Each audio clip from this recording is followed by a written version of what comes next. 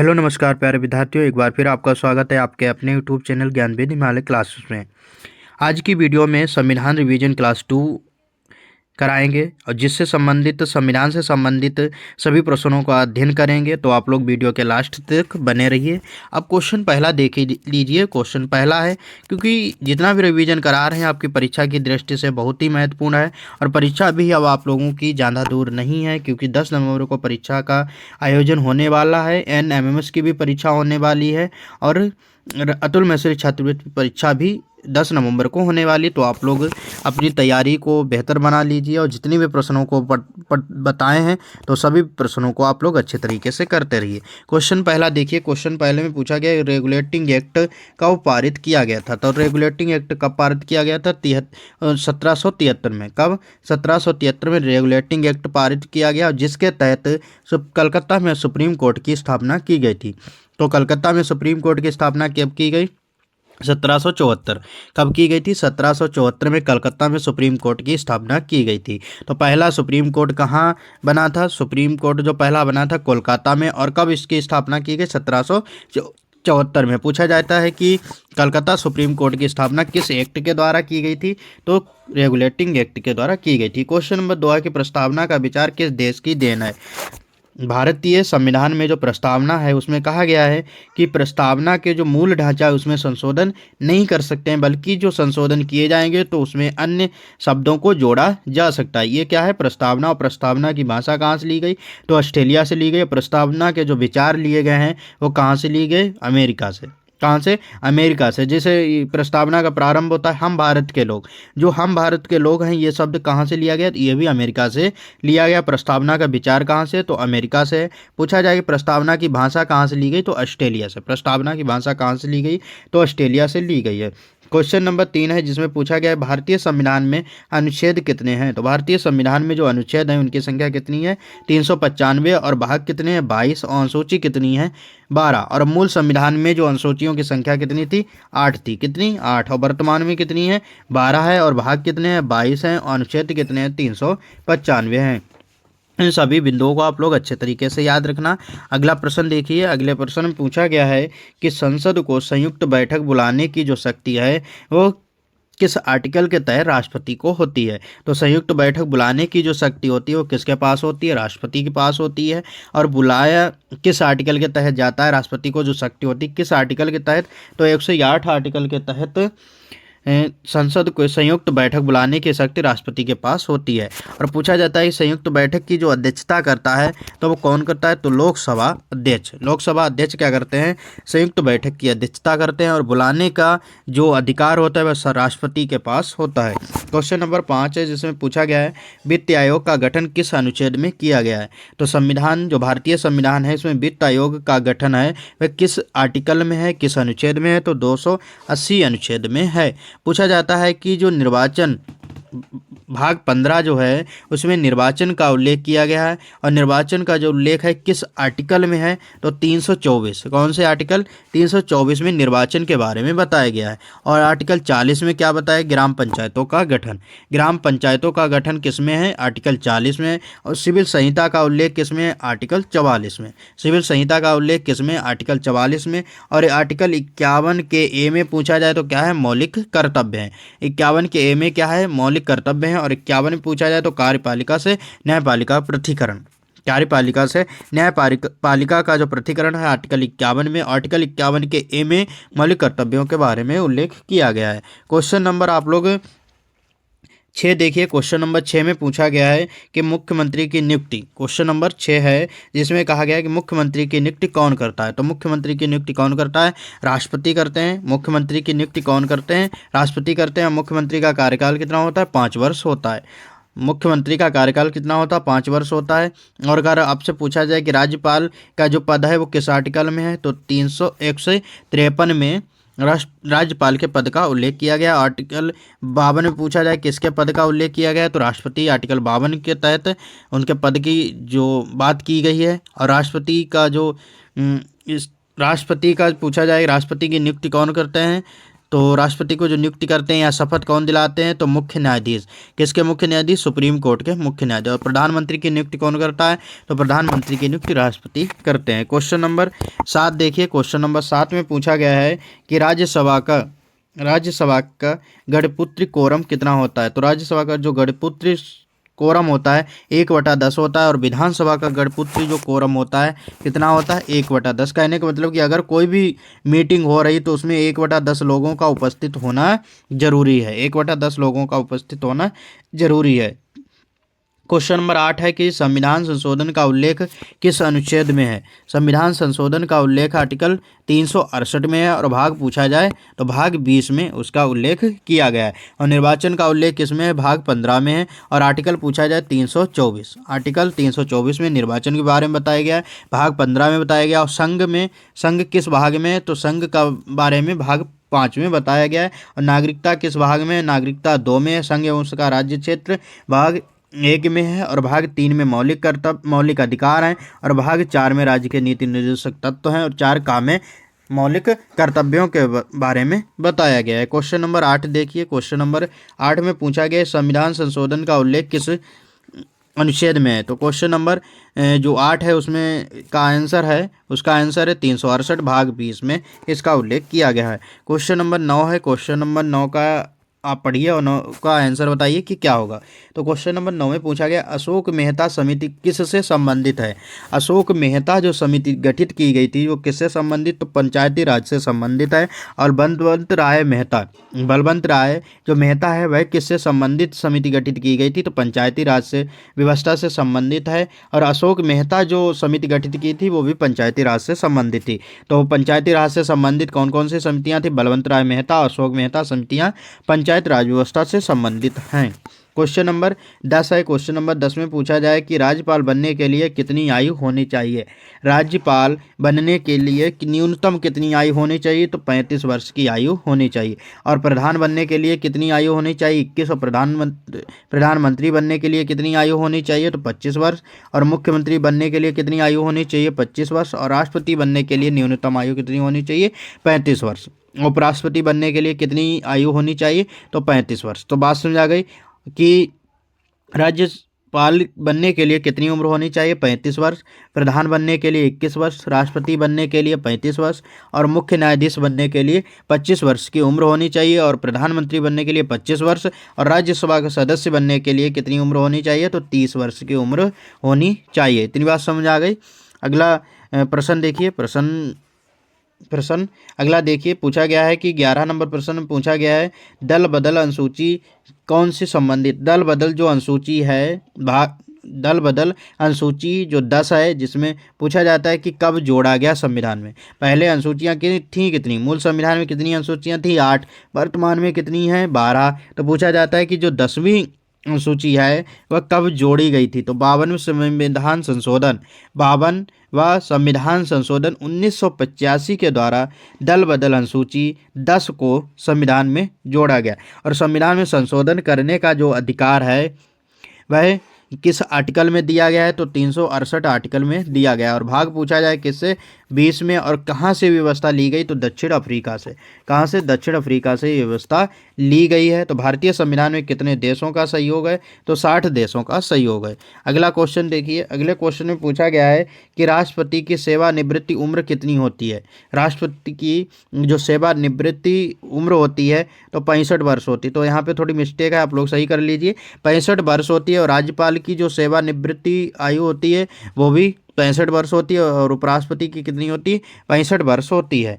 और राष्ट्रपति बनने के लिए, राज्यपाल बनने के लिए, उपराष्ट्रपति बनने के लिए न्यूनतम आयु कितनी होनी चाहिए? 35 वर्ष। तो यहाँ पे थोड़ी मिस्टेक हो गई थी, उसको आप लोग सुधार लीजिए। क्वेश्चन नंबर 13 में पूछा गया कि मुख्यमंत्री का कार्यकाल कितना होता है? तो मुख्यमंत्री का कार्यकाल होता है 5 वर्ष। राज्यपाल का कार्यकाल होता है 5 वर्ष।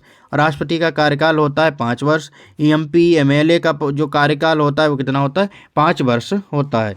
क्वेश्चन नंबर 14 है जिसमें पूछा गया संविधान को लिखने में कितना समय लगा था? संविधान को लिखने में 2 वर्ष 11 माह 18 दिन का समय लगा था। और संविधान के जो जनक है वो कौन है? डॉक्टर राजेंद्र प्रसाद है। वीडियो अगर आप लोगों को अच्छी लग रही हो तो अपने दोस्तों को शेयर करिए, अपने संबंधित जितने भी लोग हैं उनको शेयर करिए। और उनसे कहिए कि अगर लोग बिल्कुल अगर फ्री पढ़ना चाहते हैं तो ज्ञानविद हिमालय क्लासेस के माध्यम से बिल्कुल फ्री पढ़ सकते हैं। और अगर आप लोग टेस्ट देना चाहते हैं तो हमारे व्हाट्सएप ग्रुप से जुड़ सकते हैं, जिसके लिंक डिस्क्रिप्शन में है।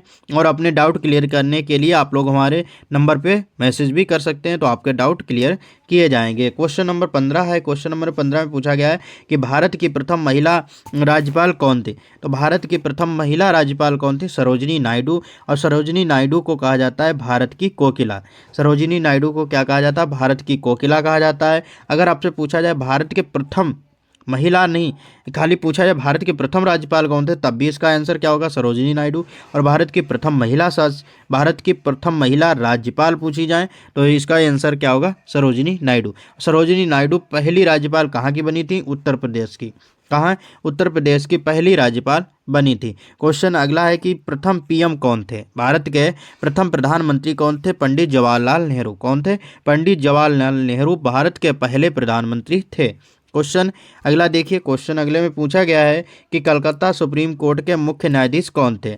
कलकत्ता में जो सुप्रीम कोर्ट रेगुलेटिंग एक्ट के तहत 1774 में स्थापना की गई थी, इसके पूछे गए कि मुख्य न्यायाधीश कौन थे, तो कौन थे? एलिजा इम्पे थे। कौन? Elijah Impey Calcutta supreme court के मुख्य न्यायाधीश थे। और अन्य सदस्य कितने थे? तो अन्य न्यायाधीश कितने थे? 3 थे, जिसमें लेमिस्टर, हाइड और चैम्बर्स, ये क्या थे? अन्य मुख्य न्यायाधीश थे। टोटल जो 1774 में कलकत्ता में सुप्रीम कोर्ट की स्थापना की गई, उसमें कितने न्यायाधीश थे?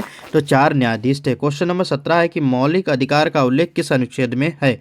मौलिक अधिकारों का उल्लेख किसमें है? तो 12 से 35 तक। और पूछा जाए भाग, तो कौन से भाग में मौलिक अधिकारों के बारे में बताया गया? भाग 3 में मौलिक अधिकारों के बारे में बताया गया। भाग 3 जो लिया गया है मौलिक अधिकार, वह किस देश की देन है? तो अमेरिका से मौलिक अधिकारों का उल्लेख किया गया है और अमेरिका से मौलिक अधिकारों को लिया गया है। तो पूछा जाए मौलिक अधिकारों की जो देन है भारतीय संविधान में किस देश की है? तो इसका आंसर होगा अमेरिका। तो इसका क्या आंसर होगा? अमेरिका होगा। पूछा जाए आपसे राजभाषा का उल्लेख किस भाग में है? तो राजभाषा का उल्लेख भाग 17 में, आर्टिकल 343 से 351 तक।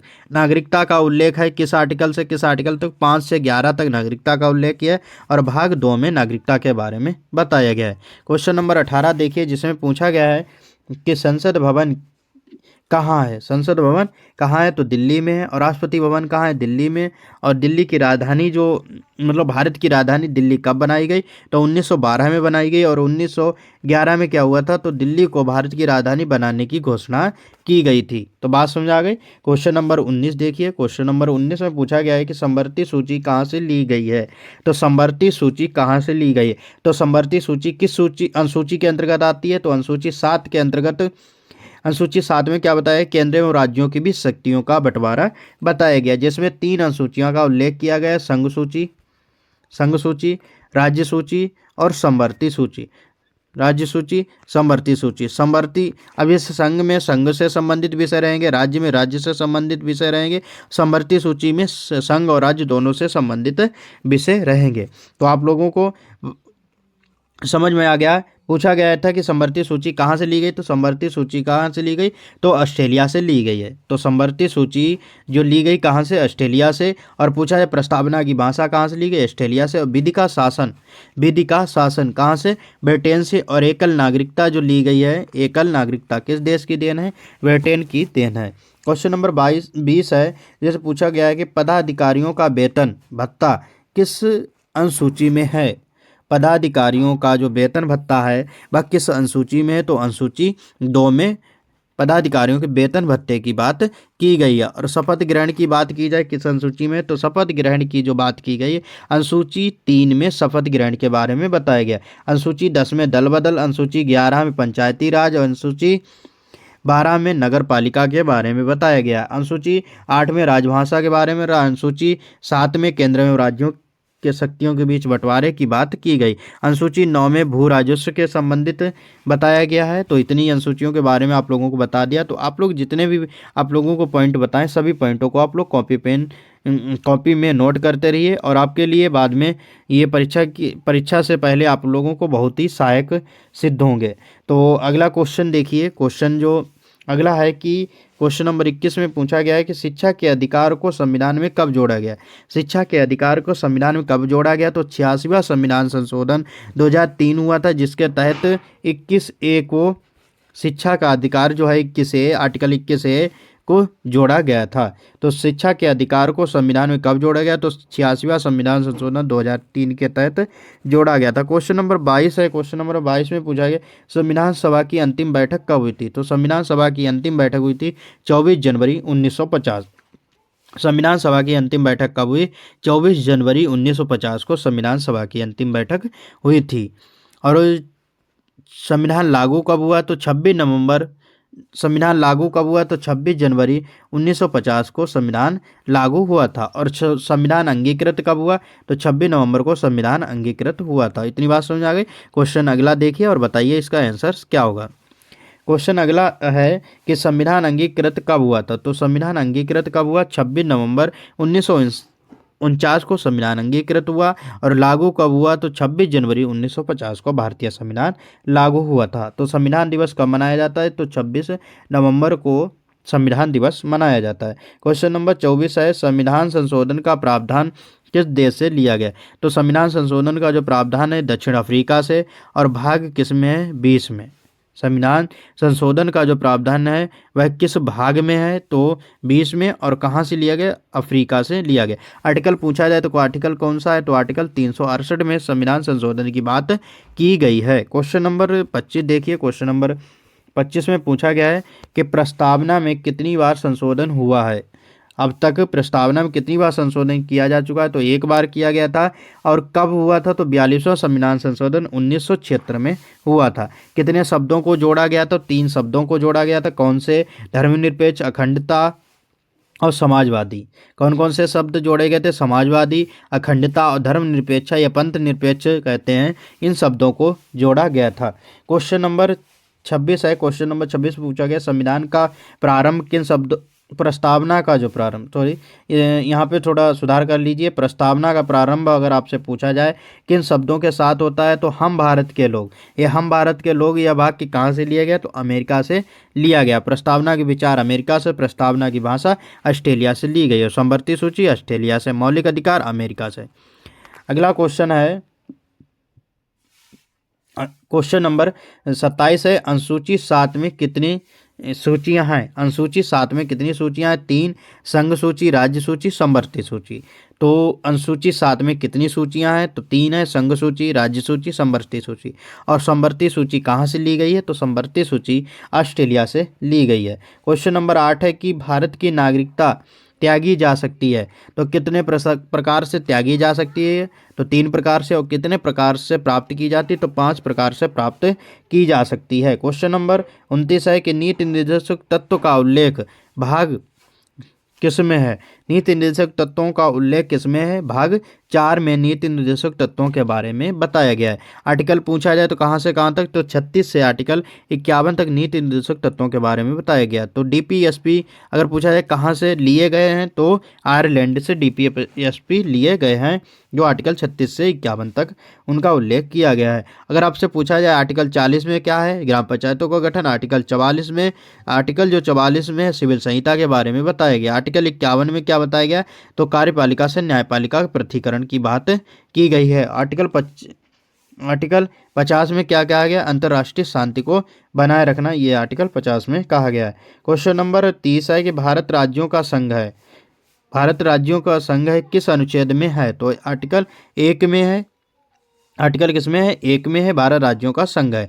और संघ एवं उसका राज्य क्षेत्र किस अनुसूची में है, 1 में। संघ एवं उसका राज्य क्षेत्र जो गणराज्य क्षेत्र है, भाग 1 में इसके बारे में उल्लेख किया गया है। क्वेश्चन नंबर 31 है, पूछा गया भारत के प्रथम मुख्य न्यायाधीश कौन थे। सुप्रीम कोर्ट के मुख्य न्यायाधीश कौन थे, भारत के प्रथम मुख्य न्यायाधीश कौन थे। तो उनका सही आंसर क्या है, आप लोगों को कमेंट के माध्यम से इस प्रश्न का जवाब देखना है। देखते हैं किस बच्चे को इस प्रश्न का सही जवाब पता है। तो इसी प्रकार की वीडियो पढ़ने के लिए आप लोग हमारे यूट्यूब चैनल ज्ञानविद हिमालय के क्लासेस को सब्सक्राइब कर लीजिए और अपनी तैयारी को बेहतर बनाइए। आज की वीडियो में इतना ही, धन्यवाद।